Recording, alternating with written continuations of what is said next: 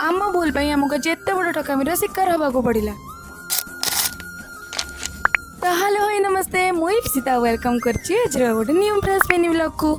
तो आज आम सन्धार लिप्सार मोर बाहर जाइलु मार्केट जेहेतु आम गोटे गिफ्ट किणवार थिला तो आम जाइलु मार्केट माने 99 स्टोर। तो सेठी आम आमर गिफ्ट चूज कर देथिलु। आमे जो रेट रे गिफ्ट चूज करथिलु ना गिफ्ट पैकिंग कर सारा पर से माने से गिफ्ट रेट अधिक करी कहिथिले। तो जेहेतु आम गिफ्ट पैकिंग भी कर सारी तो गिफ्ट आने पड़ो तो गिफ्ट आणिक आसिलु। जेहेतु मार्केट आसीच मोमोटा न खाई गले हम कि तो आम दिजन जाक मोमो और चाउमिन आनी देथिलु।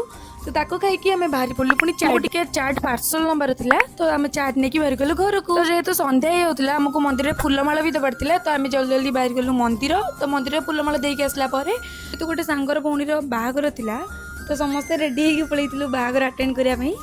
समस्ते तो सांग होगी कलु हेले सेठी आम घंटाटा छिड़ा होकर डिस्कसन कलु कि किए जीव गिफ्ट देवाई। तो समस्ते ठेला पेला है फाइनाली खुशी गला मैंने सब आइटम तो खाया पड़ो। तो फास्ट आम खाई चाट चाट खाइबा सरू सरू आम नजर पड़ा गुपचुप खाई तो तापर खाइलु गुपचुप तो तापर खाइलु पुणी आइसक्रीम। तो एत सब खाई सारा फाइनाली आम आसलु मेन कोर्स उपरको खाଇବା ପିଇବା ସରିକି ଆମେ ଆମ ସାଙ୍ଗକୁ ବାଏ ବାଏ କରିକି ଆମେ ଆସିଗଲୁ ଆମ ଘରକୁ। ତ ସାଙ୍ଗମାନେ ଆଜିର ଭିଡ଼ିଓଟି ମୁଁ ଏଇଠି ଏଣ୍ଡ କରୁଛି। ଆପଣମାନେ ପ୍ଲିଜ୍ ମୋ ଭିଡ଼ିଓକୁ ଲାଇକ୍ ସେୟାର ଆଣ୍ଡ ସବସ୍କ୍ରାଇବ୍ କରିବେ ଆଉ ଇନଷ୍ଟାଗ୍ରାମରେ ଦେଖିଲେ ଫଲୋ। ରହୁଛି ଜୟ ଜଗନ୍ନାଥ।